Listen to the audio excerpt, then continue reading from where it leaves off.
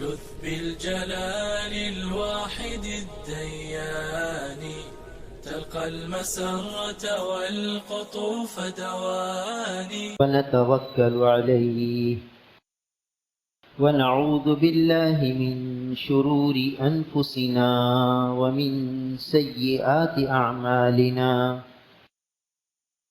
من يهده الله فلا مضل له ومن يضلله فلا هادي له، ونشهد أن لا إله إلا الله وحده لا شريك له، ونشهد أن سيدنا وسندنا ونبينا وحبيبنا وحبيب ربنا وطبيبنا ومولانا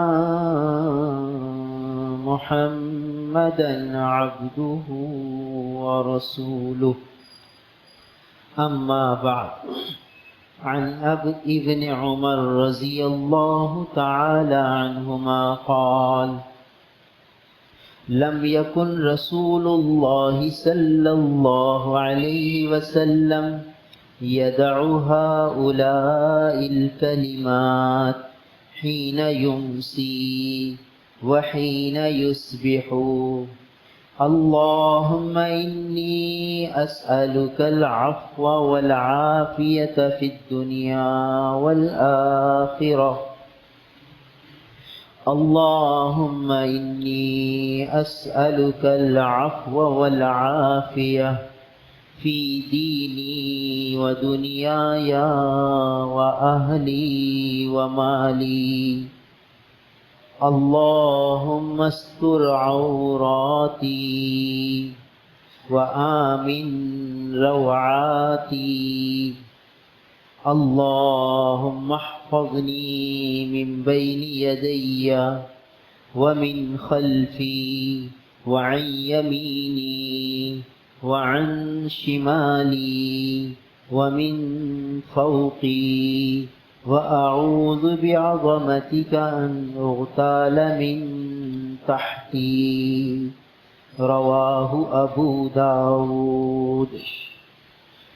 عن ثوبان رضي الله تعالى عنه قال: قال رسول الله صلى الله عليه وسلم: ما من عبد مسلم يقول إذا أمسى وإذا أصبح ثلاثا: رضيت بالله ربا وبالإسلام دينا وبمحمد صلى الله عليه وسلم نبيا، إلا كان حقا على الله أن يرضيه يوم القيامة. رواه أحمد والترمذي، أو كما قال عليه الصلاة والسلام. میرے محترم بزرگوں اور عزیز بھائی، نبی کریم صلی اللہ علیہ وسلم نے اپنی امت پر بہت شفقتیں فرمائی ہیں. ہمارا یہ دین قیامت تک کے لیے ہے، اور رسول اللہ صلی اللہ علیہ وسلم کی جو تعلیمات ہیں وہ بھی قیامت تک کے لیے ہیں. قیامت تک جیسے حالات آنے ہیں، انفرادی اعتبار سے لوگوں کی زندگی میں اور اجتماعی اعتبار سے لوگوں کی زندگی میں جیسے حالات آنے ہیں، اس سے متعلق رہنمائی اور ہدایات وہ ہمارے دین میں موجود ہے.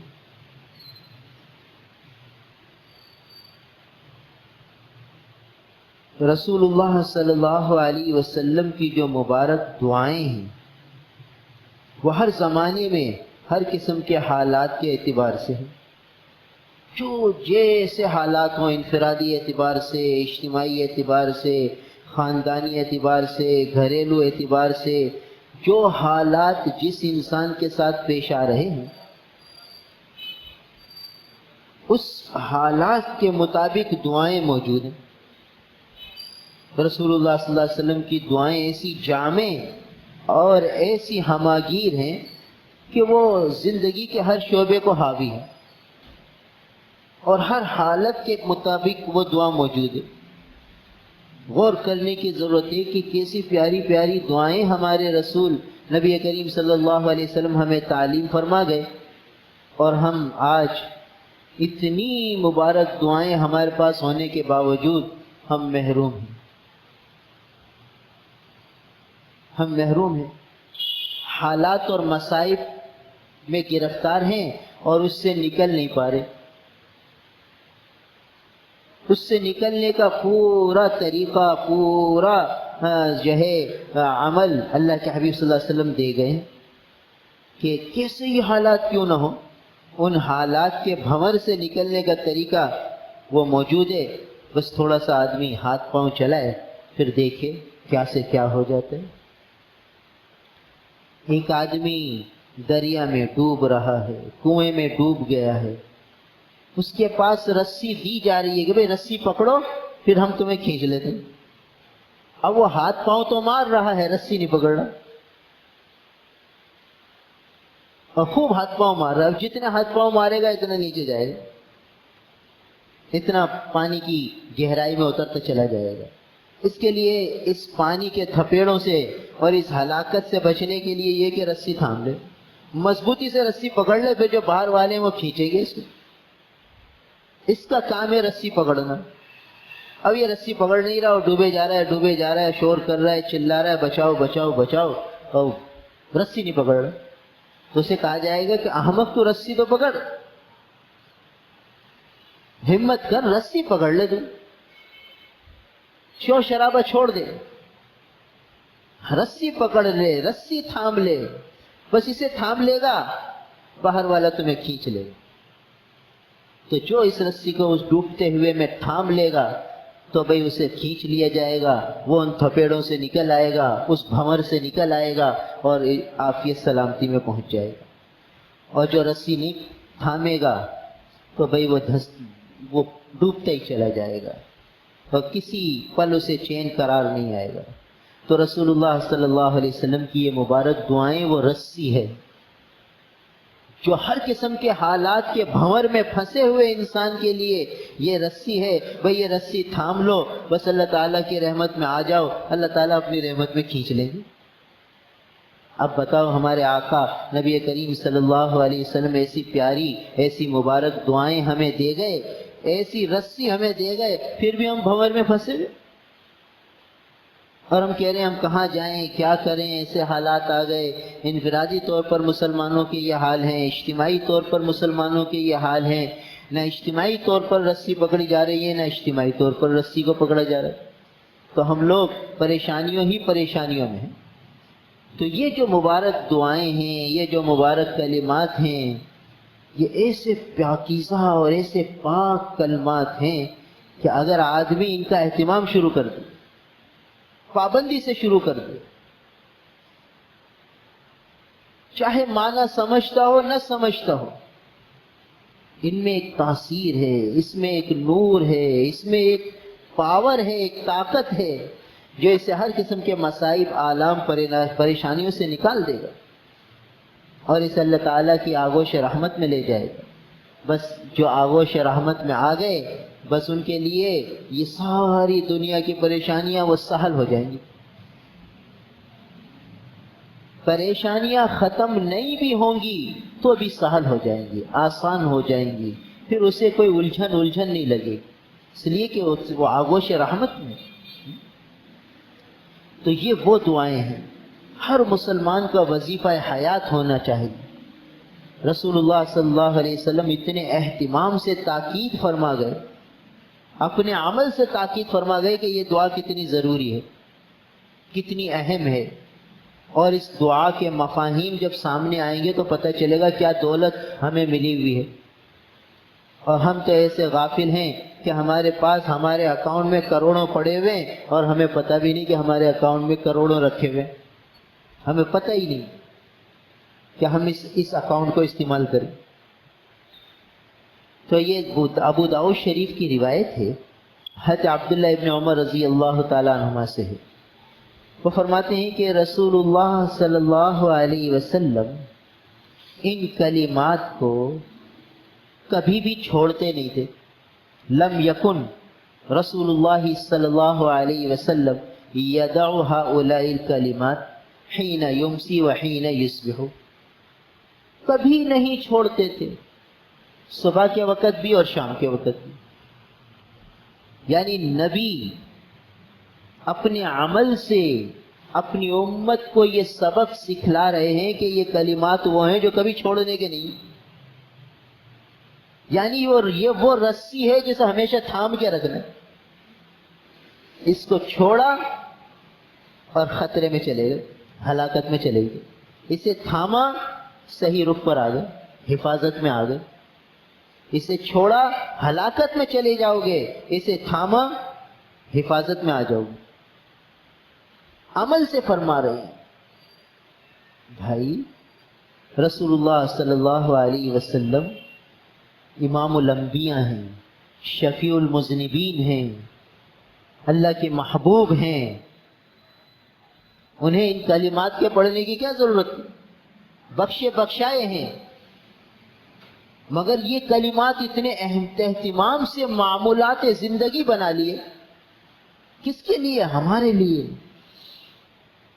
ہمیں بتایا جا رہا ہے کہ یہ وہ نسخہ کیمیا ہے، یہ وہ نسخہ شفا ہے جسے کبھی چھوڑنا نہیں ہے تمہیں۔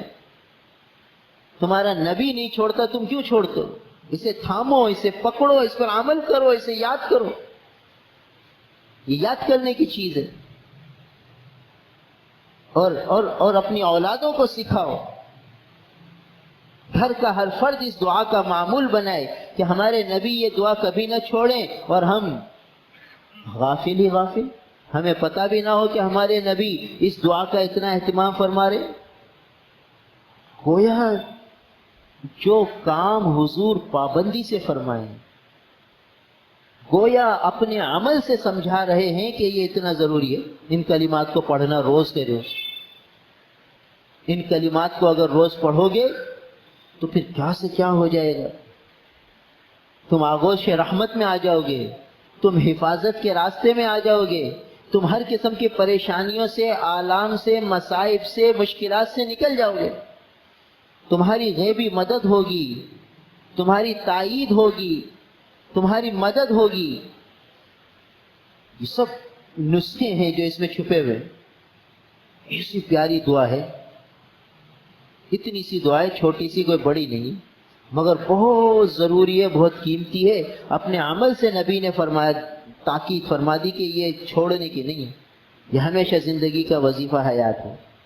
حضرت عبداللہ ابن عمر رضی اللہ عنہما فرماتے ہیں کہ لم یکن رسول اللہ صلی اللہ علیہ وسلم یدع ہؤلاء الکلمات حین یمسی وحین یصبح، کہ رسول اللہ صلی اللہ علیہ وسلم نے کبھی یہ کلمات نہیں چھوڑے، جس وقت صبح فرمائی، جس وقت شام فرمائی، کبھی نہیں چھوڑے۔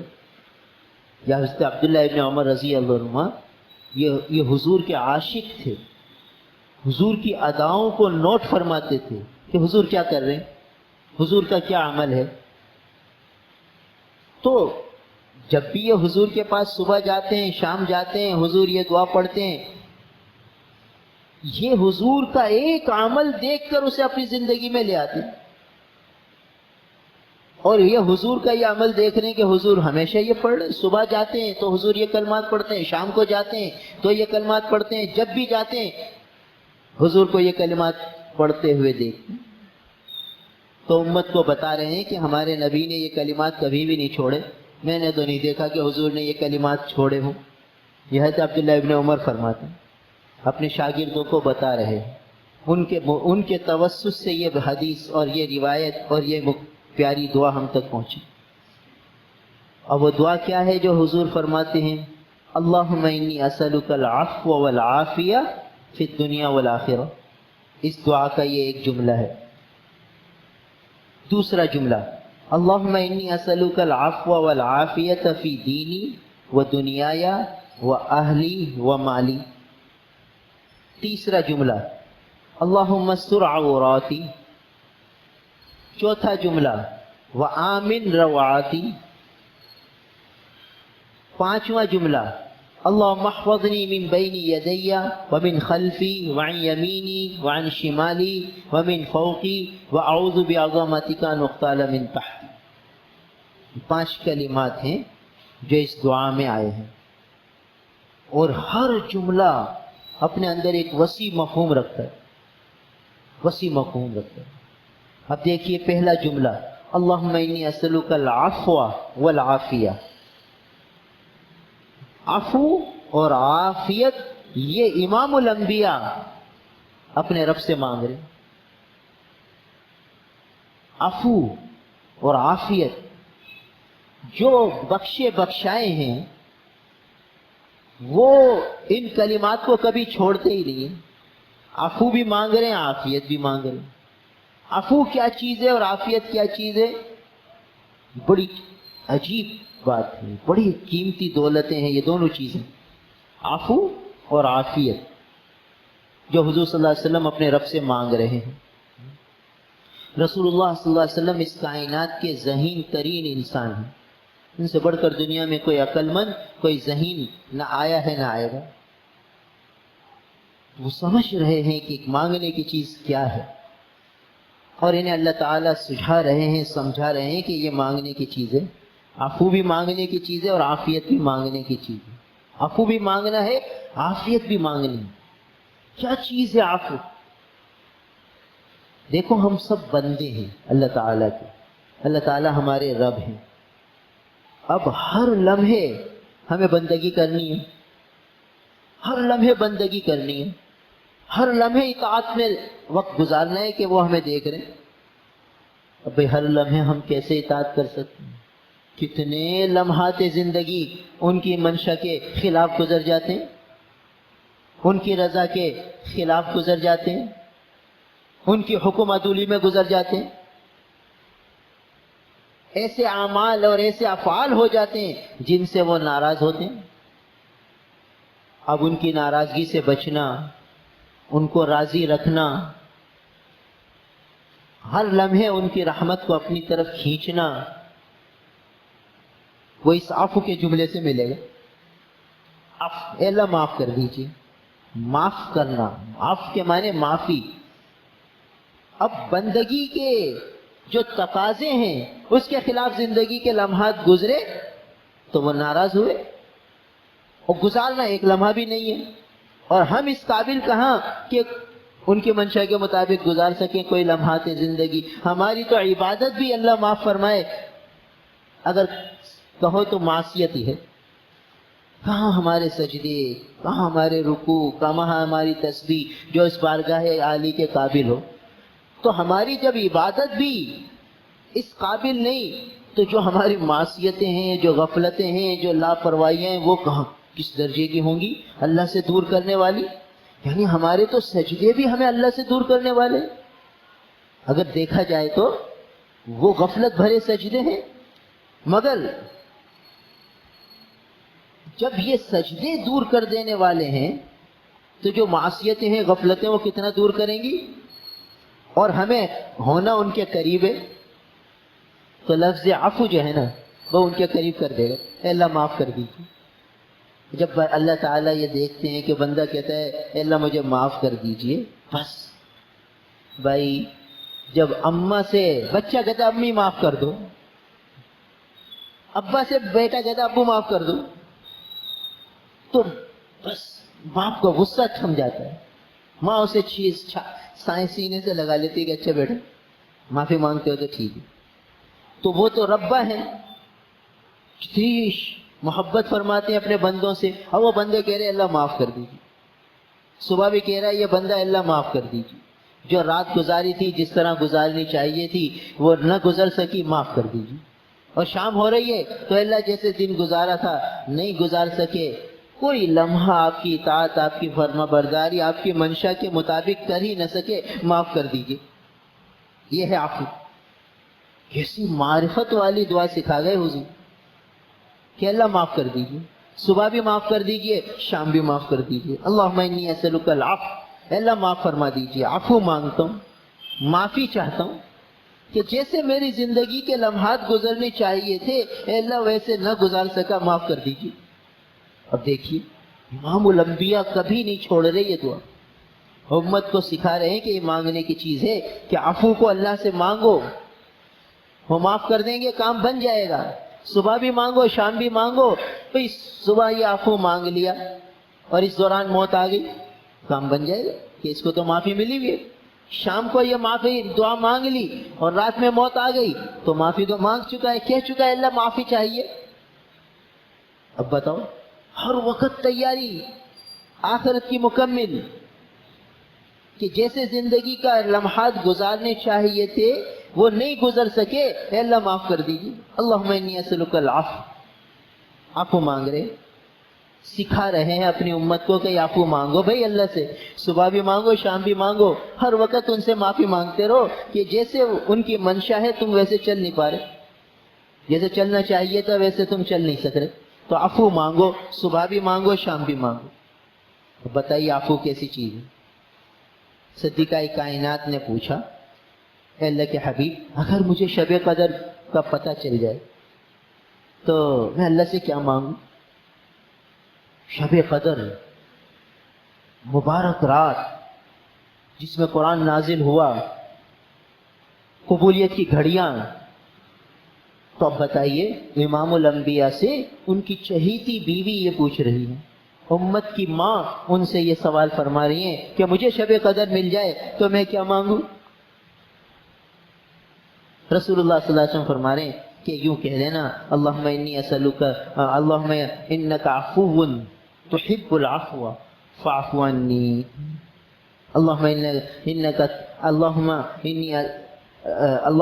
انک عفو، اے اللہ آپ تو بہت معاف کرنے والے، اب تو سراپا معاف فرمانے والے، اور معافی کو پسند بھی فرماتے ہیں، فاعف عنی، اے اللہ مجھے معاف فرما دی۔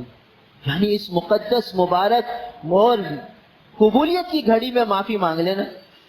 اب بتائیے وہ مقدس ہستی جن کی طہارت پر قرآن نازل ہوا ہے ان کو حضور فرما رہے ہیں کہ معافی مانگ، مقدس اور مبارک رات میں جب قبولیت کی گھڑی ہو تو معافی مانگ۔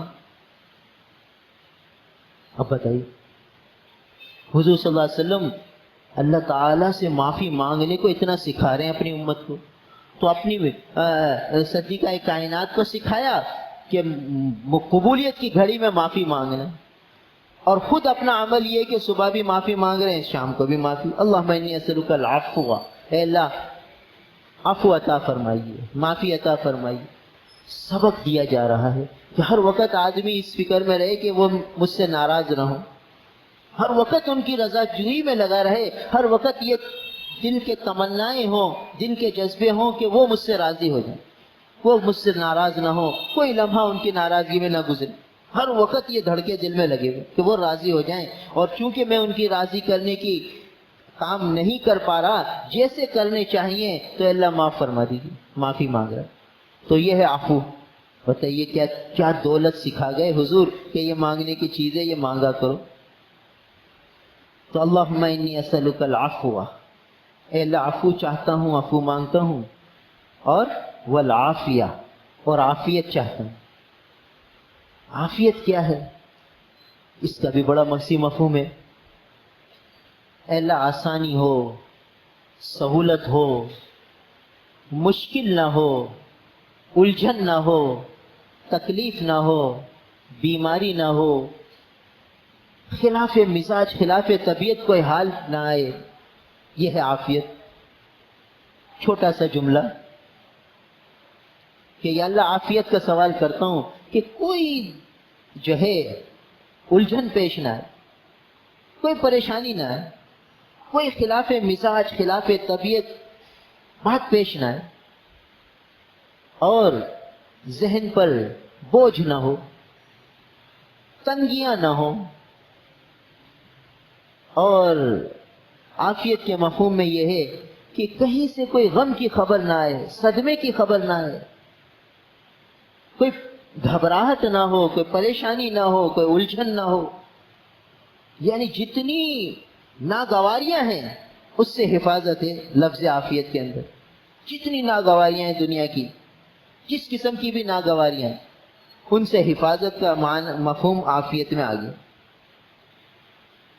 تو اللہ عفو چاہیے اور عافیت چاہیے، تو عفو کا معاملہ بھی کتنا عجیب اور عافیت بھی کیسا وسیع مفہوم والا لفظ۔ کہاں چاہیے؟ فی الدنیا والآخرہ، اے اللہ یہ معافی دنیا میں بھی دے دیجئے اور آخرت میں بھی دے دیجئے، اور یہی عافیت دنیا میں بھی دے دیجئے اور آخرت میں بھی دے دیجئے۔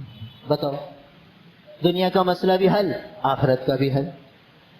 صبح بھی آخرت یاد کروا دی کہ صبح بھی یہ جملے کہو تو تمہارے سامنے آخرت ہو، تاکہ اس کی تیاری میں لگو، اور رات کو جب کہو تو آخرت سامنے ہو، یعنی ہر لمحے آخرت کو دیکھ کر زندگی کے لمحات گزارو۔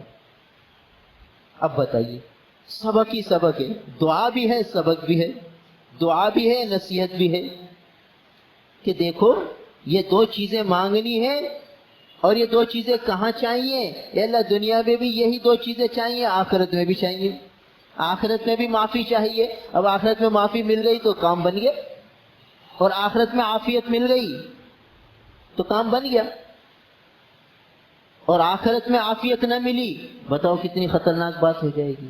آخرت میں معافی نہ ملی، بتاؤ کتنا مشکل ہو جائے گا مرحلہ، اور دنیا میں عفو نہ ملی، اب عفو نہ ملے گا تو کیا ہوگا؟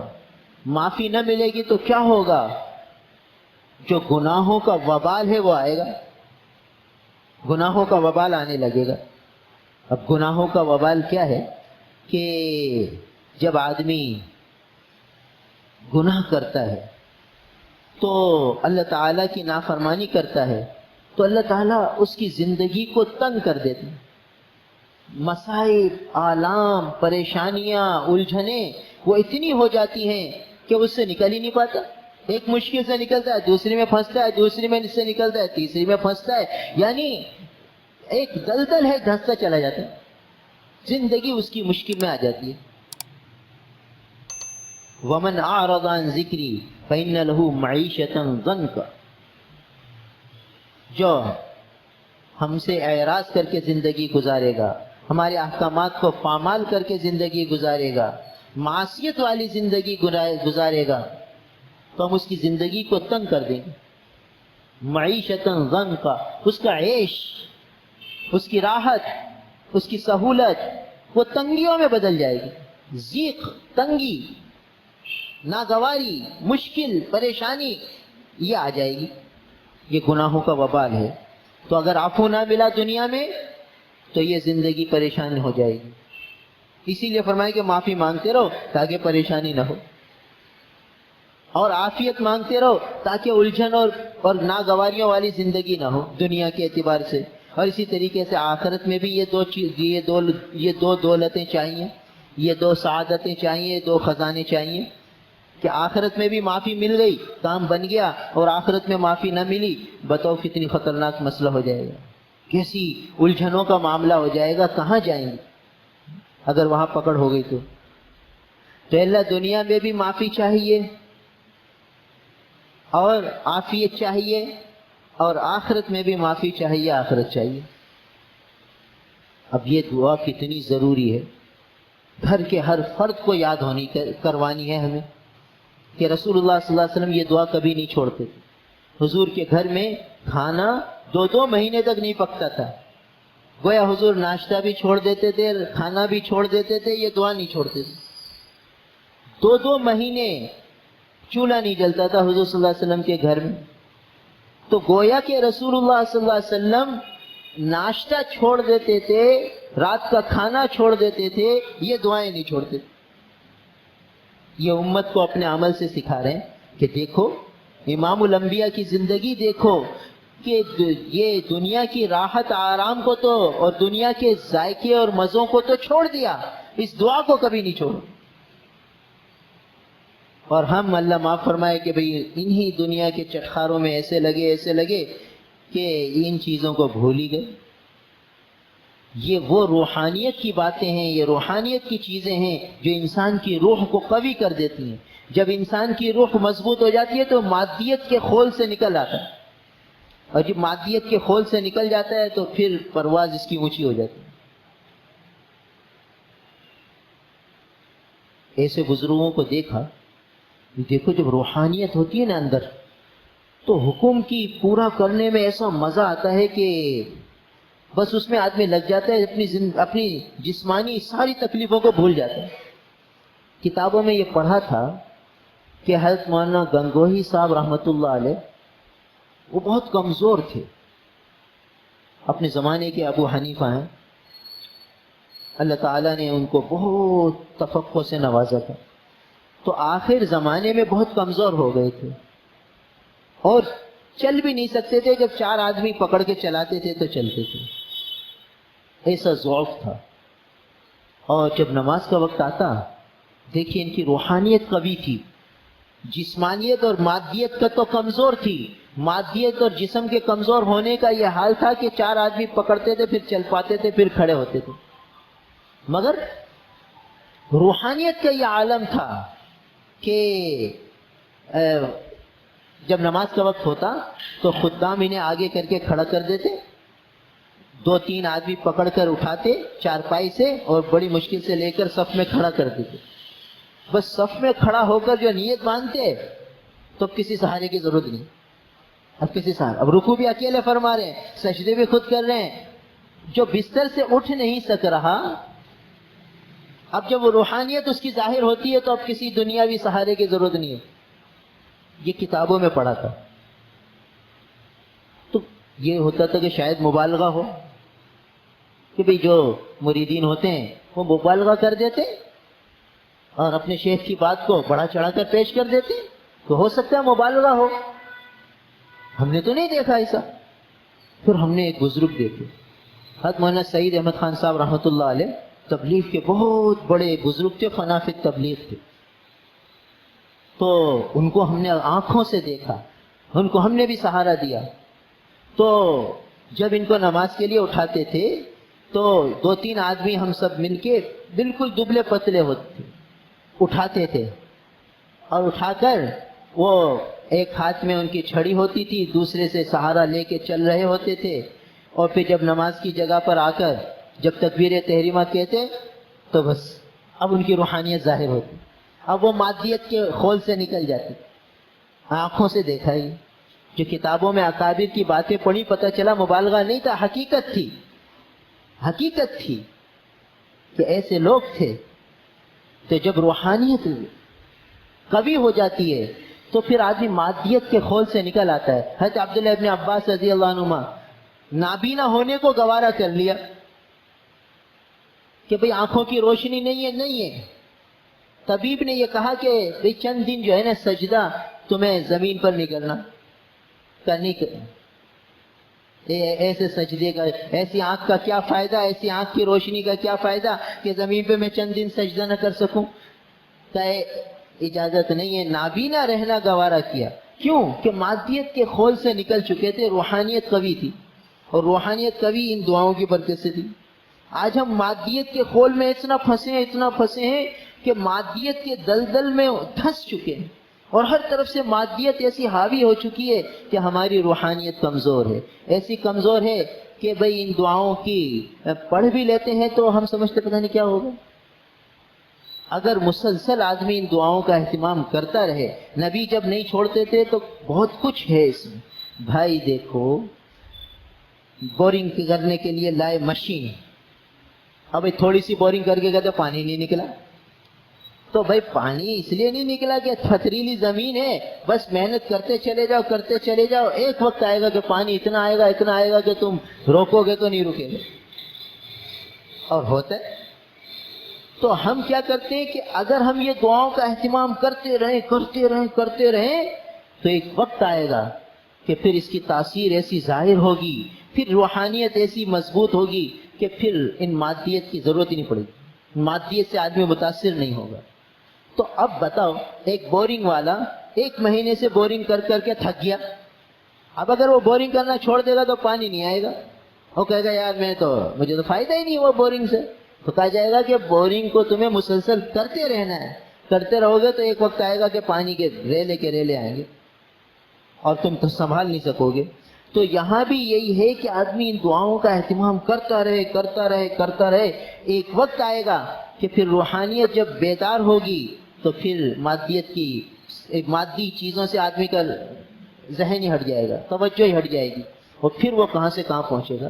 تو یہ جتنے اولیاء اللہ کے ہم قصے پڑھتے ہیں کہ ان کو دنیا کی طرف میلان نہیں تھا، دنیا کی رغبت نہیں تھی، اور وہ آخرت وہ رات کے پہر میں اٹھ جاتے تھے، ساری ساری رات دعاؤں میں لگے رہتے تھے، ساری ساری رات نمازوں میں لگے رہتے تھے۔ وہ کیا تھا کہ جب روحانیت قوی ہو جاتی ہے تو مادیت کے غلبے سے آدمی نکل جاتا ہے۔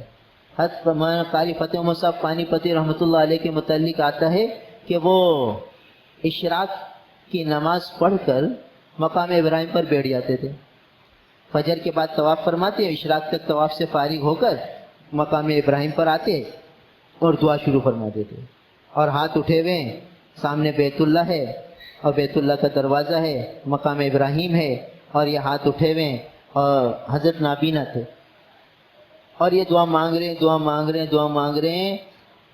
اذان ظہر تک ان کے ہاتھ کھڑے ہوتے تھے۔ ہمارے تو آدھے گھنٹے میں تھک جائیں گے نا، کیونکہ ہماری روحانیت کبھی نہیں ہے، تو وہ مادیت حاوی ہوتی ہے، ہمارے ہاتھ تھک جاتے ہیں۔ اور ان کی روحانیت اتنی قوی کہ یعنی آپ اندازہ لگائیے کہ اگر گرمی کے دن ہو تو 6 بجے اشراق سے فارغ ہو کر اب وہ جو دعا میں لگے ہیں تو 12:30 بجے 6.5 گھنٹے ان کے ہاتھ اٹھے ہوئے، ان کے تھکن ہی نہیں ہوئی، اور اذان پر پھر ہاتھ پھیرے منہ پہ۔ تو یہ کیا ہے؟ یہ روحانیت جب قوی ہو جاتی ہے تو پھر مادیت کے غلاف سے آدمی نکل جاتا ہے، پھر مادیت کے خلاف سے نکل جاتا ہے تو پھر اسے نہ تھکن کا احساس ہوتا ہے نہ کچھ ہوتا ہے، بلکہ ان چیزوں میں مزہ آنے لگتا ہے، ان کا جی بھرتا ہی نہیں ہے۔ اب گویا ان کا جی بھر ہی نہیں رہا تھا، وہ تو ظہر کی اذان ہوئی تو پھر دعا ختم کی، ظہر کی اذان نہ ہوتی تو پتہ نہیں کب تک مانگتے رہتے۔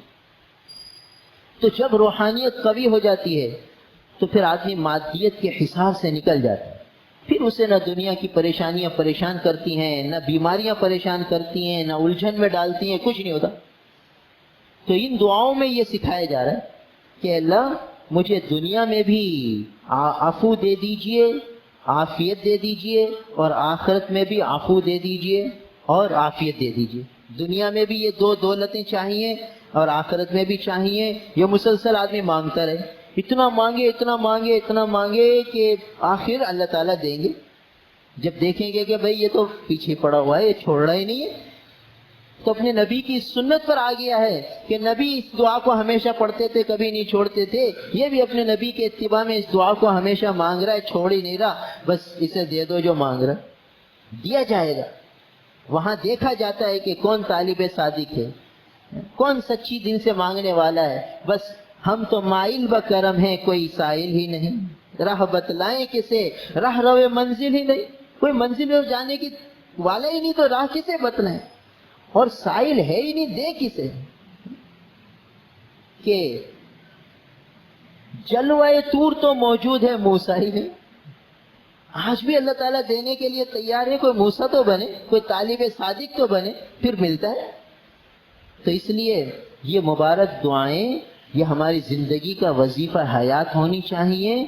کھانا ملے، ناشتہ ملے نہ ملے، یہ دعا ہونی چاہیے، اس کا اہتمام ہونا چاہیے۔ رات کی روٹی ملے نہ ملے، اس کی فکر ہونی چاہیے کہ یہ دعا گھر والوں نے پڑھی کہ نہیں پڑھی، گھر والوں نے رات کا کھانا کھایا نہیں کھایا، اس کی اتنی فکر نہ ہو جتنی اس دعا کی ہو۔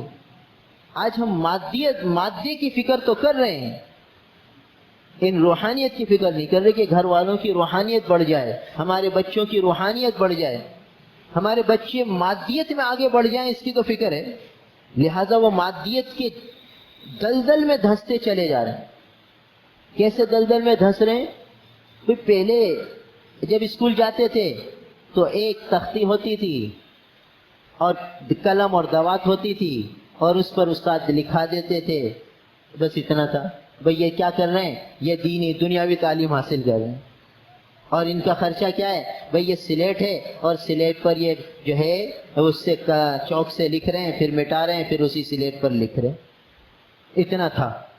اور اب دیکھ لیجئے ایک بچہ اسکول جا رہا ہے جو 4 سال کا ہے، آپ دیکھیں اس کی فیس کتنی ہے، پھر اس کی کتابیں کتنی ہیں، اس کی کاپیاں کتنی ہیں، اس کی پینسلیں کتنی ہیں، رنگین پینسلیں کتنی ہیں، پھر اور الا بلا کتنی ہیں، پھر اس کے جوتے، پھر اس کے موزے، پھر اس کا بیگ، پھر اس کے بیگ کے ساتھ تھرموس، پھر تھرموس کے ساتھ لنچ باکس، کتنی چیزیں وہ مادیت کے انبار میں دھس چکا ہے، اور روحانیت کی کوئی بات اسے بتائی نہیں جا رہی کہ بھئی یہ دعا بھی پڑھنے کی، بیٹا یہ دعا پڑھ کے جاؤ، یہ ہمارے پیارے آقا نبی کریم صلی اللہ علیہ وسلم کبھی بھی نہیں چھوڑتے تھے، یہ پڑھو، یہ پڑھ کے جاؤ۔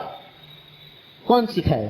ہاں بیٹا پوئم یاد کی ہے لیکن نہیں کی، آج تمہاری مس پوچھے گی اس نے لکھا ہے کیسے پوئم یاد کر کے بھیجنا، تو اس کی تو فکر ہے کہ بیٹا پوئم یاد کر کے جائے، بیٹا یہ دعا پڑھے، یہ ہمارے پیارے آقا کبھی نہیں چھوڑتے تھے، اس کی نہ مجھے پرواہ ہے نہ کسی مسلمان کو پرواہ ہے۔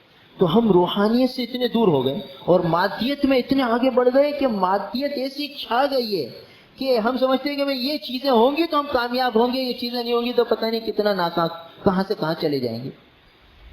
رسول اللہ صلی اللہ علیہ وسلم یہ سکھا کے گئے، رسول اللہ صلی اللہ علیہ وسلم اپنے عمل سے بتا گئے کہ دنیا کی چیزیں نہ ہو، 2 مہینے بھی چولہا نہ جلے تو کوئی فکر کی بات نہیں، کہ فکر کی بات نہیں اگر 2 مہینے بھی چولہا نہ جلے تو۔ کیا مانا؟ کہ اپنے گھر والوں کا، اس کا مطلب یہ نہیں کہ رسول اللہ صلی اللہ علیہ وسلم گھر والوں کا نفقہ نہیں دیتے تھے، رسول اللہ صلی اللہ علیہ وسلم سال کا اکٹھا نفقہ دے دیتے تھے، اکٹھا نفقہ۔ اس زمانے میں نفقہ کیا ہوتا تھا؟ کھجوریں ہوتی تھیں اور جو ہوتے تھے کہ بھئی یہ جو پیس لینا اور روٹی بنا لینا، اور یہ کھجور ہے یہ کھا لینا، اور اگر تمہیں کوئی چیز چاہیے، بکری چاہیے تو ایک کھجور بیچ کے ایک بکری لے لینا، اس کا دودھ پی لینا، یہ جو بیچ کے تم مرغی لے لینا، اس سے انڈے آ جائیں گے، انڈے لے لینا، یہ جو بیچ کے گھی لے لینا، اس طرح یہ تبادلے چلتے تھے۔ تو سال بھر کا نفقہ امام الانبیاء اپنے گھر والوں کو دیتے تھے، یہ نہیں کہ نہیں دیتے تھے۔ پھر چولہے کیوں نہیں جلتے تھے؟ چونکہ گھر والوں کی بھی روحانیت اعلیٰ درجے کی تھی، تو وہ اس مادیت کی طرف متوجہ نہیں ہوتے تھے، 1-2 دن میں صدقہ کر کے فارغ ہو جاتے تھے، 2-4 دن میں یہ ساری 1 سال کا نفقہ صدقہ ہو جاتا تھا۔ اب حضور تو اپنی ذمہ داری نبھا چکے اور گھر والوں کو روحانیت کی اتنی تعلیم دی کہ یہ مادیت کی طرف متوجہ ہی نہیں تھے، وہ سارا 2-3 دن میں صدقہ کر دیا، کھجوریں ان کو دے دی، فلاں فقراء کو دے دی، فلاں غربا کو دے دی، جو بھی تقسیم ہو گئے، اور گھر پھر خالی، اور پھر کوئی شکایت بھی نہیں، اور یہ دعائیں کبھی نہیں چھوٹ رہی۔ تو حضور تو یہ عمل سے بھی دکھا گئے، اپنے عمل سے بھی بتا گئے اور اپنے قول سے بھی بتا گئے، اور ہم اس کے برخلاف زندگی گزارتے چلے جائیں اور پھر کہیں یار برکتیں ہی نہیں آ رہی، کیا کریں؟ بھئی جب بچہ اور بڑا اور مرد اور عورت، گھر کے سارے ہی افراد وہ مادیت کو سب کچھ سمجھے ہوئے ہوں اور اسی کے اوپر لگے ہوئے ہوں کہ بچے کے شوز بھی اچھے ہوں اور یہ بھی اچھے ہوں اور وہ بھی اچھے ہوں، ماں اور باپ اور سب کو مطمع نظر یہ ہو تو، اور روحانیت کی طرف توجہ ہی نہ ہو، تو پھر کیا ہوگا کہ یہ بچہ مادیت کو سب کچھ سمجھے گا اور کہے گا یہ چیز ہوگی تو میں کامیاب ہوں گا، یہ نہیں ہوگی تو میں تو بڑا ناکام ہو جاؤں گا، میں تو خسارے میں چلا جاؤں گا۔ تو اس کے دل و دماغ میں یہ چیزیں بیٹھتی ہیں، پھر کیا ہوتا ہے؟ پھر انجام کیا ہوتا ہے؟ آپ ایک جو ہے دل کے سرجن کے پاس چلے جائیے، جو ہارٹ سرجن ہو، اوپن ہارٹ سرجری کرتا ہو، اور پیشنٹ کی زندگی اور موت کا مسئلہ ہو، زندگی اور موت کا، تو وہ کہے گا بھائی 3 لاکھ روپے آپ جمع کریں تو میں آپریشن کروں گا۔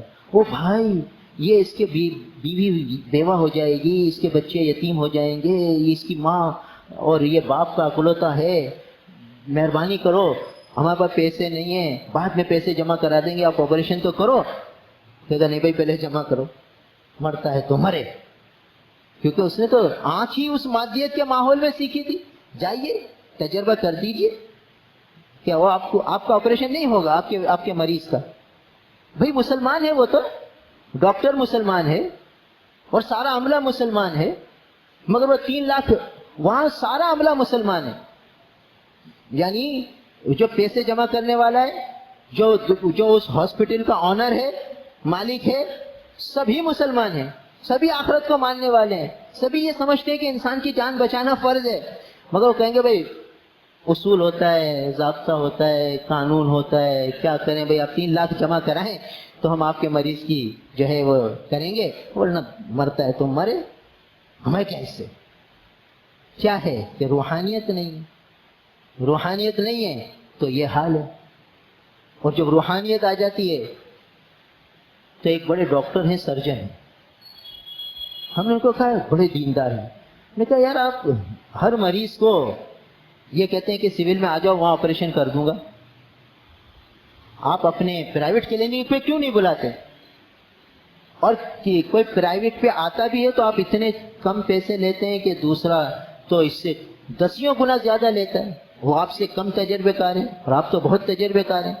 کہا یار دل ہی نہیں چاہتا کہ مریض سے زیادہ لیں، اور جب اس کا علاج سول میں ہو جاتا ہے تو اپنے پاس میں کیسے بلاؤں، کیوں بلاؤں؟ یہ روحانیت ہے، یہ روحانیت ہے جو اسے مجبور کرتی ہے کہ اس مادے کے پیچھے نہ بھاگو۔ وہ بھی بلا سکتا ہے اپنے پرائیویٹ کلینک پر، اور وہ بھی لاکھوں میں اپنے آپریشن کے پیسے لے سکتا ہے، وہ لاکھوں میں نہیں لیتا، ہزاروں میں لیتا ہے، اور وہ لے کر بھی دل اس کا دکھتا ہے کہ یار میں کیوں لے رہا ہوں، میں کیوں لے رہا ہوں۔ جب روحانیت بڑھ جاتی ہے تو پھر یہ ہوتا ہے، اور جب مادیت غالب ہوتی ہے تو کہتا ہے جان جائے تو جائے، مرتا ہے تو مرے، میرے کو اس سے کیا، 3 لاکھ جمع کراؤ تو آپریشن کروں گا، تو نہیں کروں گا۔ وہ کیوں ہوا ایسا؟ وہ مسلمان ڈاکٹر کیوں ہوا اس کا یہ مزاج؟ کہ اس کے ماں باپ نے شروع سے یہی اس کے دماغ میں بھرا کہ بھئی یہ کامیابی ہے، یہ مادے میں کامیابی ہے، روحانیت تو اسے دی نہیں۔ یہ دعائیں نبی کی یہ روحانیت تھیں جو اس کو آگے ترقی کراتی ہے، وہ تو کبھی نہ پڑھائی، نہ سکھائی، نہ یاد کرائی، تو اسے یہ ویکسینیشن، روحانیت کی ویکسینیشن ملی نہیں، تو وہ آگے جا کے روحانیت میں آئے گا کیسے، ترقی کیسے کرے گا؟ اس لیے بہت ضروری ہے نبی پاک صلی اللہ علیہ وسلم کی یہ مبارک دعائیں ہماری زندگی کا وظیفہ حیات بن جائیں، بچے کو یہ دعائیں تعلیم کرائیں۔ ان دعاؤں کے مسلسل عمل سے ایک دن آئے گا کہ پھر اس کی یہ روحانیت ایسی حاوی ہو جائے گی۔ دیکھو انڈا ہے، مرغی کے نیچے رہتا ہے اور مسلسل رہتا ہے، تو ایک دن آتا ہے کہ وہ خول خود پھٹتا ہے، وہ انڈا نہیں رہتا، چوزا بن جاتا اور حرکت کرنے لگتا ہے۔ ارے بھائی اس میں روح کہاں سے آ گئی کہ بھائی اس انڈے نے مرغی کی صحبت اٹھائی ہے اور ایک معین مدت تک اٹھائی ہے۔ اگر یہ وہاں سے ہٹ جاتا، انڈا لڑک جاتا، دور ہو جاتا اور مرغی کے پروں کے نیچے نہ بیٹھتا، چند دن بھی نہ بیٹھتا، 21 دن یا چند دن مخصوص مدت ہے، اس سے 2-3 دن بھی آگے پیچھے ہوگا، پھر یہ ٹوٹے گا نہیں انڈا، اس سے چوزا نکلے گا نہیں، اندر ہی مر جائے گا۔ تو یہ روح کیوں نکلی؟ یہ چوزا چلتے پھرنے والا کیسے بن گیا؟ کہ مسلسل ماں کی مرغی کی آغوش میں رہا۔ تو یہ اگر ہم یہ بچوں کو مسلسل یہ دعائیں پڑھاتے رہیں، یہ دعا پڑھاتے رہیں، اتنا اہتمام کرائیں کہ جب یہ دعائیں ان کی زندگی کا وظیفہ حیات بن جائے گی، تو ایک دن آئے گا کہ اس میں روحانیت آ جائے گی، جیسے انڈے کے اندر، چوزے کے اندر روح آ جاتی ہے ماں کی صحبت سے، مرغی کی صحبت سے۔ تو یہ نبی کی دعاؤں کی صحبت سے، ان کی برکت سے پھر روحانیت بیدار ہوگی۔ پھر جب روحانیت بیدار ہوگی تو یہ مسلمان ساری دنیا میں کامیاب ہو جائے گا، غالب ہو جائے گا۔ صحابہ کیسے غالب ہوئے؟ مشورہ ہوا کہ یہ 60,000 کا لشکر ہے سامنے، تو مسلمانوں میں سے کتنے آدمی جائیں اس 60,000 کا مقابلہ کرنے کے لیے؟ تو حضرت خالد بن ولید نے فرمایا کہ میں اکیلا چلا جاتا ہوں۔ ارے 60,000 کے مقابلے میں اکیلے؟ یہ 60,000 یہ مادیت میں مبتلا تھے اور یہ ایک روحانیت والا تھا، تو کہتا نہیں میں اکیلا کافی ہوں۔ کیوں؟ کہ جو اللہ کا ذکر کرتا ہے وہ زندہ ہے، اور جو اللہ کا ذکر نہیں کرتا وہ مردہ ہے۔ یہ 60,000 ہیں، یہ مردے ہیں، یہ مادیت ہے، یہ کھول ہے، اس کی کوئی حیثیت نہیں ہے، اور میں ایک زندہ ہوں، میرا تعلق حی القیوم ذات سے ہے، تو میں ایک 60,000 کے لیے کافی ہوں۔ تو امیر صاحب نے کہا نہیں ہے، یہ تو مناسب نہیں۔ تو کہا پھر یوں کرتے ہیں کہ 6 آدمیوں کی جماعت بنا لیتے ہیں۔ ید اللہ علی الجمع، نبی کی تعلیم ہے کہ جماعت پر اللہ کا ہاتھ ہوتا ہے، تو 6 آدمی جو ہے یہ 60,000 کے لیے۔ تو امیر صاحب نے کہا نہیں یہ بھی ذرا مناسب نہیں ہے، ہاں یوں کر لو کہ 60 آدمی چلے جاؤ، 60 چلے جاؤ، 1 بھی نہیں، 6 بھی نہیں، 60 چلے جاؤ۔ 60 جا رہے ہیں کس کے مقابلے میں؟ 60,000 کی۔ اب اندازہ لگائیے، اور وہ جا کے غالب ہو کر آ جاتے ہیں، وہ 60,000 کو بھگا دیتے ہیں۔ تاریخ میں لکھا ہے کہ اس سے کوئی فرضی داستان تھوڑی ہے، حقیقت ہے۔ کیوں کہ روحانیت غالب ہوئی، روحانیت میں آگے بڑھے تو کہاں سے کہاں پہنچ گئے۔ تو یہ جو نبی کی دعائیں ہیں یہ روحانیت کی ویکسینیشن ہے، اس سے روحانیت مضبوط ہوگی۔ تو بچے کو اس کا پابند بنانا ہے، اس کو بچہ یہ دعا پڑھ لے تو بچہ سمجھے کہ میں بہت کچھ کر گیا، اور بچہ یہ دعا نہ پڑھے تو بچہ سمجھے کہ مجھے بڑا نقصان ہو گیا ہے، میں خالی ہوں، اسے مزہ نہ آئے۔ یعنی جس طرح بچے کو پیسے مل جاتے ہیں تو اس کا دل خوش ہوتا ہے، ایسے ہمارے بچوں کا ذوق بن جائے، دعا پڑھ کے وہ خوش ہوں، دعا نہ پڑھ کے ان کو الجھن ہو کہ میں دعا تو پڑھا دو، آج تو آپ نے دعا نہیں پڑھائی۔ تو یہ دعا فرمایا کہ اللہم انی اسألک العفو والعافیۃ فی الدنیا والآخرہ، اے اللہ میں آپ سے عفو چاہتا ہوں اور عافیت چاہتا ہوں دنیا میں بھی اور آخرت میں بھی۔ یہ اس دعا کا ایک جملہ ہے، اللہم انی اسألک العفو والعافیۃ فی الدنیا والآخرہ، اے اللہ عفو اور عافیت دنیا اور آخرت میں چاہتا ہوں۔ پھر یہ دعا کا دوسرا جملہ عجیب نبی کی تعلیم ہے، ایک ایک چیز جو ہماری ضرورت کی ہے وہ مانگی جا رہی ہے، وہ اللہ سے مانگنا سکھایا جا رہا ہے، ڈائریکٹ ڈائلنگ سکھائی جا رہی ہے کہ کیسے لیا جاتا ہے، ان کلمات سے لیا جا رہا ہے، ڈائریکٹ مانگو اللہ سے۔ پھر فرمایا کہ اللہم انی اسألک العفو والعافیۃ۔ اب یہی دو چیزیں 4 چیزوں کے اندر مانگی جا رہی ہیں، پہلے 2 دنیا میں بھی مانگی، آخرت میں بھی مانگ لی، اب یہی 2 چیزیں بہت ضروری تھیں تو تھوڑا اور وسیع فرمایا اس کو، اللہم انی اسألک العفو والعافیۃ فی دینی و دنیای و اہلی و مالی۔ یہ 4 چیزیں انسان کے کو سارے گھیرے ہوئے ہیں، انسان کی زندگی کا سارا یہ جو بھاگ دوڑ ہے ان 4 کے اندر ہی ہے۔ کیا ہے؟ دینی و دنیایا، اے اللہ دین کے اندر بھی عفو چاہیے، عافیت چاہیے، دنیا کے اندر بھی، میری دنیا کے اندر بھی، میرے دین میں، میری دنیا میں، میرے اہل میں، میرے مال میں مجھے عفو چاہیے، عافیت چاہیے۔ بھئی دین کیا ہے؟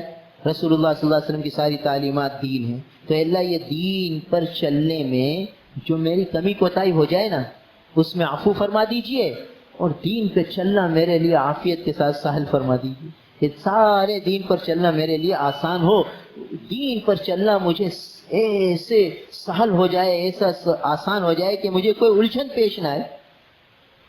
دین کے اندر عافیت مانگ رہے ہیں تو گویا سکھا رہے ہیں کہ اللہ سے دین میں عافیت مانگو، تو دین میں عافیت مل جائے گی۔ تو اس کا مفہوم کیا نکلا کہ بھئی دین کے سارے اوامر پر چلنا آسان ہو جائے گا، ادھر نماز کا وقت آئے گا، ادھر اس کو بے چینی ہوگی کہ جب تک نماز نہیں ہوگی مجھے چین نہیں آئے گا، ادھر قربانی کا مسئلہ آئے گا تو جب تک قربانی کا واجب ادا نہیں ہو جائے گا مجھے چین نہیں آئے گا، ادھر کوئی نامحرم سامنے گزرے گی آنکھ فوراً نیچے ہو جائے گی، آنکھ اٹھے گی نہیں، کیسے اٹھاؤں؟ حکم ہے کہ جھکاؤ۔ سارے دین میں عافیت مانگی جا رہی ہے کہ اللہ حکم پر عمل کرنے میں کوئی الجھن پیش نہ آئے، سہولت سے آسانی سے میں عمل کرنے والا بن جاؤں۔ اللہم انی اسألک العفو والعافیۃ فی دینی، کہ یہ 2 چیزیں جو مانگنی ہیں اپنے دین میں بھی مانگو، وہ دنیایا، اے اللہ دنیا کماتا ہوں اس میں بھی آسانی، عفو ہو۔ عفو ہو کیا مطلب؟ کہ کمانے میں جو کمی کوتاہی ہو جاتی ہے، جو احکامات شریعت ہیں اس میں جو احکام پامال ہو جاتے ہیں، اللہ معاف کر دیجیے، اس کی بے برکتی سے بچا لیجئے۔ ایسا نہ ہو کہ میں حرام کما لوں اور اس میں بے برکتی آ جائے اور پھر وہ اولاد میں بھی سرایت کر جائے اور کیا کیا نقصان ہو جائے۔ تو اللہ دنیا کے میری دنیا میں بھی عفو دے دیجئے، کمی کوتاہی کو معاف فرما دیجئے، اور دنیا کو بھی عافیت، دنیا میں بھی عافیت دے دیجئے، یعنی دنیا کے اعتبار سے زندگی سہل ہو، مشقت نہ ہو، پریشانی نہ ہو، الجھن نہ ہو، ناگواریاں نہ ہوں، اور خوشیاں ہوں، راحتیں ہوں، ایک کیف و سرور والی زندگی ہو۔ پریشانی آئے ہی نہ آئے تو وہ پریشانی بس ایک ہوا کے جھونکے کی طرح نکل جائے، وہ دل میں بیٹھ نہ جائے۔ دیکھو حضرت ابوبکر رضی اللہ تعالیٰ امام الانبیاء نبی کریم صلی اللہ علیہ وسلم دنیا سے پردہ فرماتے، رسول اللہ صلی اللہ علیہ وسلم دنیا سے پردہ فرما گئے تو صحابہ کے تو ہوش اڑ گئے، ان کی کل کائنات حضور تھے، اور حضور کی محبت ان کے رگو پے میں ایسی سرایت کر گئی تھی کہ ان کو تو تصور تخیل بھی نہیں تھا کہ ایسا حادثہ پیش آ جائے گا. تو ہوش اڑ گئے. جیسے عثمان غنی رضی اللہ تعالیٰ کی عجیب کیفیت، حضرت عمر کے رضی اللہ تعالیٰ کی عجیب کیفیت، صحابہ کا عجیب حال، اور اس میں جو صحیح اور جو ڈٹے ہوئے تھے صدیق اکبر. صدیق اکبر تھے. کیا تھا یہ؟ ان کو گویا اس موقع پر اللہ نے ایسی عافیت کی دولت دی، اتنا بڑا صدمہ، اتنا بڑا حال، اتنا بڑا غم، وہ عافیت کے ساتھ گزر گئی، ایک جھونکے کی طرح گزر گئی. بس آئے رسول اللہ صلی اللہ علیہ وسلم کی پیشانی مبارک کو چوما، ایک دو آنسو ٹپکے، اور فرمایا کہ آپ نے تو بڑی پیاری زندگی گزاری اور بڑی پیاری موت آئی آپ کو. اور پھر ایک خطبہ دیا، سب لوگوں کو ہوش آ گیا کہ ہاں صحیح بات ہے. تو یہ کیا تھا؟ یہ عفو اور عافیت ان کو ملی ہوئی تھی. تو کتنا ہی بڑا صدمہ آ جائے وہ ایک جھونکے کی طرح سے گزر جاتا ہے جب عافیت مل جاتی ہے. تو فرمایا کہ عفو بھی چاہیے، عافیت بھی چاہیے میرے دین میں، میری دنیا میں، وہ اہلی و مالی. اللہ میرے اہل میں بھی عفو چاہیے، عافیت چاہیے کہ اہل و عیال کے اعتبار سے میں جو حق تلفیہ کر جاتا ہوں، بیوی کے حقوق میں کوتاہی، اولاد کے حقوق میں کوتاہی، اور جو اس میں کمی کوتاہیاں ہو جاتی ہیں، اللہ عفو فرما دیجیے. اور اسی طریقے سے عافیت دے دیجئے کہ اولاد کی طرف سے، گھر والوں کی طرف سے پریشانی نہ ہو، الجھنیں نہ ہو. بتاؤ لوگ جو اولاد کی طرف سے پریشان ہیں، اللہ حفاظت فرمائے. ہمارے پاس دارالفتہ میں لوگ آتے ہیں مسئلہ پوچھیں، تو مسئلہ ابھی بیان کرتے نہیں کہ آنکھوں سے آنسو نکل آتے ہیں، اور ایسے ان کی جو ہے ہچکیاں بن جاتی ہیں کہ کتنی دیر بعد پھر وہ اپنے آپ کو سنبھالتے ہیں، پھر مسئلہ پوچھتے ہیں کہ بھئی کیا کروں، یہ اولاد کا غم ہے. تو اولاد زندگی میں کہتی ہے کہ ابا ہمارا حصہ دے دو، ہمارا حصہ دو، ہمارا حق ہمیں دے دو. تو وہ کہتے بھئی ان کا جو حق ہے بتا دو تو میں اپنی اولاد کو حق دے دوں. یہ اولاد کی طرف سے عافیت نہیں ملی تو یہ حل ہو گیا. حضور 14 صدیوں پہلے کہہ گئے، فرما گئے کہ بھئی اپنی اہل کے اندر عافیت مانگنا اللہ تعالیٰ سے کہ یہ اولاد، یہ بیوی، یہ تمہارے لیے ذریعہ راحت ہو. اولاد کو دیکھو تمہاری آنکھیں ٹھنڈی ہوں، بیوی کو دیکھو تمہاری آنکھیں ٹھنڈی ہو. یہ عافیت ہے اہل کے اعتبار سے. یہ مانگنے کی چیز ہے اللہ سے. یہ سکھائی اللہ تعالیٰ کے حبیب نے کہ یہ مانگو اللہ سے، کہ اولاد کو دیکھ کر آنکھیں ٹھنڈی ہوں، اور بیوی کو دیکھ کے آنکھیں ٹھنڈی ہوں، بیوی اطاعت گزار ہو، اولاد اطاعت گزار ہو. یہ ہے اہل کے اعتبار سے عافیت، کہ اللہ میرے اہل میں عافیت دے دیجئے، اور کمی کوتاہی مجھ سے ہو جائے تربیت کے اعتبار سے، حقوق کی ادائیگی کے اعتبار سے، وہ عفو فرما دیجئے، وہ معاف فرما دیجئے. اب کتنی حق تلفیاں ہو جاتی ہیں، پتہ بھی نہیں چلتا آدمی کو کہ وہ اپنی بیوی کو کیا جملے بول گیا ہے، اس کی کیا تکلیف پہنچا گیا ہے، اس کو پتہ ہی نہیں. اپنے عمل سے اس کو کس تکلیف میں مبتلا کر دیا، کس اذیت میں مبتلا کر دیا، اس کو پتہ ہی نہیں. وہ تو سمجھ رہا ہے میں تو بہت خدمت کر رہا ہوں، بہت کھلا رہا ہوں پلا رہا ہوں، اور حقیقت پوچھو تو اس کی تکلیفیں ہی تکلیفیں، اس کو الجھن ہی الجھن. اولاد کے اعتبار سے سمجھ رہا ہے کہ میں تو ساری اس کی ضرورتیں پوری کر رہا ہوں، اور پتہ نہیں کیا کیا حق تلفیاں کیا کر رہا ہے. تو اللہ وہ معاف فرما دیجئے، اس کا وبال مسلط نہ فرمائیے. تو اہل کے اعتبار سے بھی عفو اور عافیت، وہ مالی اور مال کے اعتبار سے بھی عفو اور عافیت، کہ اللہ یہ مال وبال نہ ہو. اللہم انی اعوذ بک من غنی یطغینی، اللہ ایسی مالداری سے پناہ چاہتا ہوں جو مجھے سرکش بنا دے، آپ کا نافرمان بنا دے، ایسی مالداری سے پناہ چاہتا ہوں. تو جب مال آتا ہے اللہ حفاظت فرمائے. دیکھو یہ شادی حالوں میں جو کچھ ہو رہا ہے، مالداروں کی شادیاں دیکھیں. وہ ایک مووی بنانے والا آیا پتی لینے، تو میں نے کہا یار تم مووی بناتے ہو تو آج کل انٹری ہوتی ہے، تو سستی میں سستی انٹری کتنے کی ہوتی ہے؟ تو اس نے کہا کہ سستی میں سستی انٹری جو ہے وہ 35,000 کی ہوتی ہے. 35,000 روپے آدمی صرف تصویریں لینے کے لیے خرچ کر رہا ہے. ہم نے کہا مہنگی میں مہنگی کتنے کی ہوتی ہے؟ تو کہا مہنگی میں مہنگی 1.5 سے 2 لاکھ روپے کی ہو جاتی ہے. اب دیکھیے مال کا فتنہ ہے، مال میں عافیت نہیں ہے. اب کل اللہ تعالیٰ اس سے پوچھیں گے قیامت میں کہ میں نے مال کی نعمت دی تھی تو کیا یہ 35,000 روپے اس لیے دیتی کہ تو اس طرح بے حیائی، ایک تو ارتکاب بے حیائی ہے، پھر اس ارتکاب بے حیائی کو حفاظت کیا جا رہا ہے، محفوظ کیا جا رہا ہے، اور پھر وہ بے حیائی دنیا کو دکھائی جا رہی ہے. یعنی گناہ در گناہ در گناہ. معصیت در معصیت در معصیت. اب بتاؤ کہ یہ مال کا فتنہ ہے کہ نہیں؟ رسول اللہ صلی اللہ علیہ وسلم نے فرمایا کہ یہ دعا مانگنا، اللہم انی اعوذ بک من غنی یطغینی، اے اللہ ایسی مالداری سے پناہ چاہتا ہوں جو مجھے آپ کا سرکش بنا دے، آپ کا نافرمان بنا دے. اب بتاؤ مال ہوتا ہے، یہ فائرنگ کا، یہ آتش بازی کرتے ہیں شادی میں، تو ایک انار بنانے والا، مسائل پوچھنے والے لوگ آتے رہتے ہیں، تو وہ انار بناتا تھا. ہم نے کہا تم کتنے کا انار بناتے ہو؟ سستے میں سستا. تو کہنے لگا کہ 400-500 روپے کا تو سستے میں سستا ہوتا ہے، مہنگے میں مہنگا تو وہ ہزاروں کو جاتا ہے.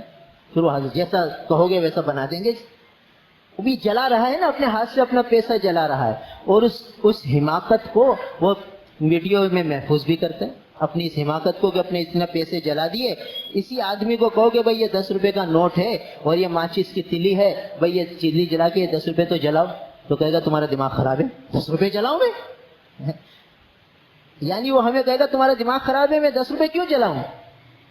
اور یہی آدمی جو 1 لاکھ روپے جلا دیے اور پھر اس کو محفوظ بھی کر لیا، اب اسے اپنی حماقت یاد بھی نہیں آ رہی، وہ بھی تو جلائے ہیں اس نے. تو یہ 10 روپے جلانے کو تیار نہیں ہے اور 1 لاکھ روپے جلا دیے، اس میں خوش ہے. تو یہ مالداری کا فتنہ ہے. یہ مال میں عافیت نہیں ہے. اب بتاؤ اس کو مال میں عفو کیسے ملے گی جو اس طرح بے دردی سے مال خرچ کرتا ہے، اس طرح اللہ کی نافرمانیوں میں مال لوٹاتا ہے؟ اور اس کو عافیت کہاں ملی مال میں؟ تو مال کی عافیت یہ ہے کہ مال حلال طریقے سے آدمی کمائے اور صحیح رخ پہ خرچ ہو، یہ مال کی عافیت ہے. تو اے اللہ میرے مال میں بھی عفو دے دیجئے کہ کمانے میں کمی کوتاہی ہو جائے وہ بھی مال معاف فرما دیجئے، اس کا وبال بے برکتی کی شکل میں ظاہر نہ فرمائیے، اور وہ مال آپ کی اطاعت میں خرچ ہو، آپ کی نافرمانی میں خرچ نہ ہو. یہ مال کی عافیت ہے. تو یہ 4 چیزوں میں عافیت مانگی، اور یہ 4 چیزیں ساری زندگی کا محور ہے انسان کی. مال ہوتا ہے، اہل و عیال ہوتا ہے، اور یہ دین ہے اور دنیا ہے. یہ سارا زندگی کا دائرہ اسی 4 کے اندر گھومتا ہے. اور یہ 4 چیزوں میں حضور ہمیں تعلیم فرما گئے کہ عفو بھی مانگنا، عافیت بھی مانگنا. اب بتاؤ ہمارے نبی کتنے شفیق، کتنے مہربان، 14 صدیوں پہلے ہمیں سکھا گئے، اور ہم اور اپنے عمل سے بتا گئے کہ کبھی چھوڑی نہیں یہ دعائیں، زندگی بھر کا وظیفہ حیات تھا. تو ہمیں بھی یہ دعا اپنی زندگی کا وظیفہ حیات بنانی ہے. گھر کے ہر فرد کو صبح بھی پڑھانی ہے، شام کو بھی پڑھانی ہے. اللہم انی اسألک العفو والعافیۃ فی الدنیا والآخرہ. اللہم انی اسألک العفو والعافیۃ فی دینی و دنیای و اہلی و مالی. اس کے بعد پھر آگے ہے اللہم استر عوراتی و آمن روعاتی. اللہم احفظنی من بین یدی ومن خلفی وعن یمینی وعن شمالی ومن فوقی واعوذ بعظمتک ان اغتال من تحتی. یہ بھی بڑی پیاری پیارے مفاہیم ہیں اس کے بھی، یعنی ساری زندگی کی راحتیں، سہولتیں، آسانیاں اس دعا میں چھپی ہوئی ہیں. اللہ تعالی ہم سب کو عمل کی توفیق عطا فرمائے. الحمدللہ رب العالمین والعاقبۃ للمتقین والصلاة والسلام علی رسولہ محمد وآلہ واصحابہ اجمعین. نستغفر اللہ ونتوب الیہ، نستغفر اللہ ونتوب الیہ. یا اللہ ہمیں معاف فرما دیجئے. اللہ آج تک ساری زندگی غفلتوں کی نظر ہو گئی، آپ مہربانی فرمائیے، اپنے فضل و کرم سے ہمیں معاف فرما دیجئے. ہمارا مواخذہ نہ فرمائیے، ہماری پکڑ نہ فرمائیے. یا اللہ آپ کے محبوب صلی اللہ علیہ وسلم نے جو ہم پر شفقتیں فرمائی ہیں، آپ اپنی شان کے مطابق ہمارے آقا کو جزائے خیر عطا فرما دیجئے. اور رسول اللہ صلی اللہ علیہ وسلم کی یہ مبارک دعائیں ہمارا وظیفہ حیات بنا دیجئے. اے اللہ ہماری زندگی کے معمولات کا حصہ بنا دیجئے. اے اللہ رسول اللہ صلی اللہ علیہ وسلم کی مبارک دعائیں ہمارے گھر کے ہر فرد کا وظیفہ حیات بنا دیجئے. رسول اللہ صلی اللہ علیہ وسلم کے ہر امتی کا وظیفہ حیات بنا دیجئے. اے اللہ ان دعاؤں کی برکات ہمیں نصیب فرما دیجئے. اللہ ہم مادیت میں ڈوب چکے ہیں، اے اللہ آپ ہمیں روحانیت والی زندگی عطا فرما دیجئے. ہماری روحانیت کو غالب فرما دیجئے. اللہ یہ رسول اللہ صلی اللہ علیہ وسلم کی پیاری دعائیں یہ روحانیت کو غالب کرنے کے لیے تھیں، آج ہم نے انہیں پس پش ڈالا ہوا ہے. اے اللہ آپ ہی اپنے فضل سے ہماری زندگی کا وظیفہ حیات بنا دیجئے، ہمارے معمولات یومیہ کا حصہ بنا دیجئے، اور ان دعا کی ساری برکتوں سے ہمیں مالا مال فرما دیجئے. اے اللہ ہمیں اپنا تعلق، اپنا دھیان نصیب فرما دیجئے. اے اللہ جو ہم سے کمی کوتاہیاں ہو جاتی ہیں معاف فرما دیجئے. اللہم انا نسألک العفو والعافیۃ فی الدنیا والآخرہ۔ اے اللہ دنیا اور آخرت میں ہم عفو بھی چاہتے ہیں اور عافیت بھی چاہتے ہیں، اور یہ پیاری دعا جو آپ کے محبوب کی تعلیم فرمودہ ہے اے اللہ ہمارے حق میں قبول فرما لیجیے۔ اے اللہ آپ کے محبوب صلی اللہ علیہ وسلم روزانہ یہ دعا پڑھتے تھے اور اپنی زندگی مبارک میں کبھی اس کو نہیں چھوڑا۔ اے اللہ اپنے محبوب کی یہ سنت ہمیں بھی نصیب فرما دیجیے، اس سنت کا احیاء ہمارے نصیبوں میں لکھ دیجیے، ہماری اولادوں کے نصیبوں میں لکھ دیجیے، ہمارے ان ساتھیوں کے، ہماری یہ جو بہنیں مائیں آئی ہیں، ہمارے بھائی آئے ہیں، سب کے حق میں اے اللہ یہ قبول فرما لیجیے اور ہمارا وظیفہ حیات بنا دیجیے۔ تمام مسلمانوں کو حضور کی اس سنت پر عمل کی توفیق دے دیجیے اور ان دعاؤں کے سارے برکات ہمیں نصیب فرما دیجیے۔ اے اللہ اپنے محبوب صلی اللہ علیہ وسلم سے ہمیں قلبی لگاؤ اور قلبی انسیت دے دیجیے، اور اللہ جیسے جیسے ہم قبر کے قریب جا رہے ہیں ویسے ویسے ہمیں اپنے قرب میں، اپنی رضا میں آگے بڑھاتے رہیے۔ اللہ جو ہماری زندگی کا آخری دن ہو اے اللہ وہ آپ کی رضا کا دن ہو، آپ کے حبیب صلی اللہ علیہ وسلم بھی ہم سے راضی ہوں، ہمارے ذمے حقوق اللہ میں سے بھی کوئی حق نہ ہو، حقوق العباد میں سے بھی کوئی حق نہ ہو۔ آپ ہمیں پاک صاف کر کے اپنا پیارا بنا کر، اپنا محبوب بنا کر، اپنا مقبول بندہ بنا کر اپنے پاس بلا لیجیے۔ اے اللہ اس حال میں موت آئے کہ آپ بھی راضی ہوں، آپ کے حبیب صلی اللہ علیہ وسلم بھی راضی ہوں۔ اے اللہ جیسے جیسے زندگی قبر کے قریب جا رہی ہے ویسے ویسے ہمیں اپنے حبیب صلی اللہ علیہ وسلم کی زندگی کے قریب فرما دیجیے، حضور کی سنتوں کے قریب فرما دیجیے، ہماری اللہ قلب کا تعلق حضور صلی اللہ علیہ وسلم سے فرما دیجیے، ان سے ہمیں قلبی انسیت اور لگاؤ نصیب فرما دیجیے، حضور کی سنتوں کے سانچے میں ہمیں ڈھال لیجیے، اتباع سنت ہمارے نصیبوں میں لکھ دیجیے۔ اللہم انا نسألک العافیہ ونسألک دوام العافیہ ونسألک تمام العافیہ ونسألک الشکر علی العافیہ۔ یا اللہ جو بیمار ہیں سب کو شفا دے دیجیے، اے اللہ جو پریشان حال ہیں سب کی پریشانیاں دور فرما دیجیے، جن نے جو دعاؤں کے لیے کہا ہے سب کی نیک تمناؤں کو، جائز حاجات کو پورا فرما دیجیے، سب کے دکھ درد، سب کی پریشانیاں، بیماریاں، آزاریاں دور فرما دیجیے۔ اے اللہ یہ سب لوگ آپ کی محبت میں یہاں جمع ہوتے ہیں، ہم سب کو اپنی محبت کاملہ سے نواز دیجیے، اپنے محبوب صلی اللہ علیہ وسلم کے اتباع سے نواز دیجیے۔ اے اللہ یہ ہمارا بیٹھنا، سننا، سنانا آپ کی رضا اور قرب کا ذریعہ بنا لیجیے۔ اے اللہ محروم نہ فرمائیے، اے اللہ محروم نہ فرمائیے۔ اللہم انا نسألک الہدی والتقی والعفاف والغنی، اللہم لا تجعل الدنیا اکبر ہمنا ولا مبلغ علمنا ولا غایۃ رغبتنا ولا تسلط علینا بذنوبنا من لا یرحمنا۔ اللہم هذا الدعاء وعلیک الاجابہ وهذا الجہد وعلیک التکلان۔ اللہ اپنے حبیب صلی اللہ علیہ وسلم کے وسیلے سے ہماری دعاؤں کو قبول فرما لیجیے، اپنے محبوب صلی اللہ علیہ وسلم پر کروڑوں رحمتیں نازل فرما دیجیے، کروڑوں درود و سلام ہماری طرف سے ہمارے آقا کو پہنچا دیجیے۔ اللہم آتی محمدا الوسیلہ والفضیلہ وابعثہ مقاما محمودا الذی وعدتہ۔ اللہم آتی محمدا الوسیلہ والفضیلہ وابعثہ مقاما محمودا الذی وعدتہ۔ سبحان ربک رب العزة عما یصفون وسلام علی المرسلین والحمد للہ رب العالمین، آمین برحمتہ۔